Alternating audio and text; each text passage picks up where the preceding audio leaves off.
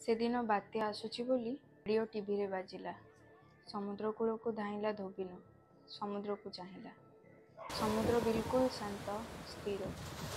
ଧୋବିନ ଜାଣିଲା ଏ ଝଡ଼ର ସୂଚନା, ହେଲେ ଡରିବାର କିଛି ନାହିଁ। ଏମିତି କେତେ ଝଡ଼ ତୋଫାନ ସେ ଦେଖିଛି, ତାର ମୁକାବିଲା କରିଛି। ଏମିତିକି ସମୁଦ୍ରର ଅଥଳ ଜଳରେ ସେ ଝଡ଼ର ସାମ୍ନା କରିଛି।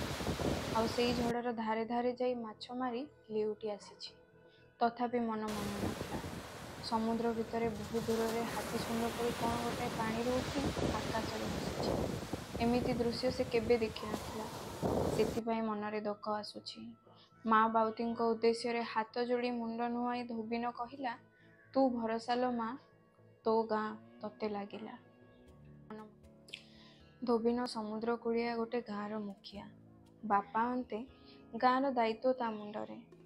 ଗାଁଟା ଯାକ ସମସ୍ତେ ନୋଳିଆ, ସମୁଦ୍ରରୁ ମାଛ ମାରିବା ସମସ୍ତଙ୍କ ପେଶା। ହେଲେ ଧୋବିନ ତାର ବୟସ ତୁଳନାରେ ସବୁଠୁ ଅନୁଭବୀ ମାଛୁଆ। ହେତୁ ପାଇବା ଆଗରୁ ସେ ସମୁଦ୍ରକୁ ଚିହ୍ନିଛି, ପଢ଼ିଛି, ତାକୁ କଳିଛି। ସମୁଦ୍ରର ହାବଭାବକୁ ଦେଖି ସେ କହିପାରେ ଆଜି ଝଡ଼ ହେବ କି ନାହିଁ। ପାଣିର ଧାରକୁ ଦେଖି ସେ କହିପାରେ କୋଉ ଜାଗାରେ ଆଜି ମାଛ ବେଶୀ ମିଳିବ। ସମୁଦ୍ରର ଚହଲା ପାଣିକୁ ଦେଖି ସେ କହିପାରେ କୋଉ ଜାତିର ମାଛ କେତେ ତଳେ ଖେଳୁଛି। ସେ ଅଞ୍ଚଳରେ ଧୋବିନର ଯେମିତି ନାଁ, ସେମିତି ଖାତିର, ସେମିତି ପଇସା। ହେଲେ ଏସବୁ ଭିତରେ ସେ ମଣିଷ। ସେ ମଣିଷକୁ ଚିହ୍ନେ, ଚିହ୍ନେ ତାଙ୍କ ହୃଦୟକୁ। କାହାର ଦୁଃଖ ସେ ସହିପାରେ ନା। ସମସ୍ତଙ୍କ ବିପଦ ଆପଦର ସାଥୀ ଧୋବିନ।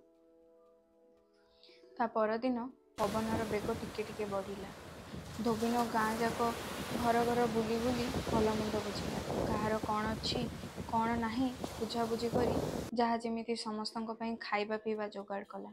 ମନେ ମନେ ଭାବିଲା ଆଜି ଦିନଟା କଟିଗଲେ ଆଉ ଭୟ ନାହିଁ। ତେଣିକି ମା ବାଉତି ଭରସା।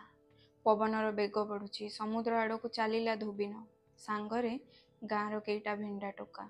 ସମୁଦ୍ର ଭିତରକୁ ଚାହିଁଲା ଧୋବିନ। ଦୂରରେ ଥିବା ସେ ହାତୀଶୁଣ୍ଢ କୂଳ ଆଡ଼କୁ ମାଡ଼ି ଆସୁଛି। ସମୁଦ୍ର କୂଳ ଲଙ୍ଘୁଛି। ଧୋବିନର ଗଣନା ଭୁଲ ହେଉଛି। ଏମିତି ଦୃଶ୍ୟ ସେ କେବେ ଆଗରୁ ଦେଖିନି। ଛାତିରେ ଛନକା ପଶିଲା।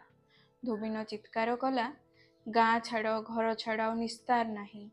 ସମସ୍ତେ ଯେ ଯାହାର ଘରକୁ ଧାଇଁଲେ। ଧୋବିନ ଘର ଭିତରକୁ ପଶିଯାଇ ମାଣିକକୁ ଛାତିରେ ଜାକି ଧରି ରଡ଼ି କଲା, ବାହାରି ଆସ, ପଳେଇ ଆସ, ସବୁ ପୋଛି ନବ, ସବୁ ଚାଟି ନବ, ବୁଡ଼େଇ ଦବ, ଆଉ ରକ୍ଷା ନାହିଁ, ରକ୍ଷା ନାହିଁ, ରକ୍ଷା ନାହିଁ।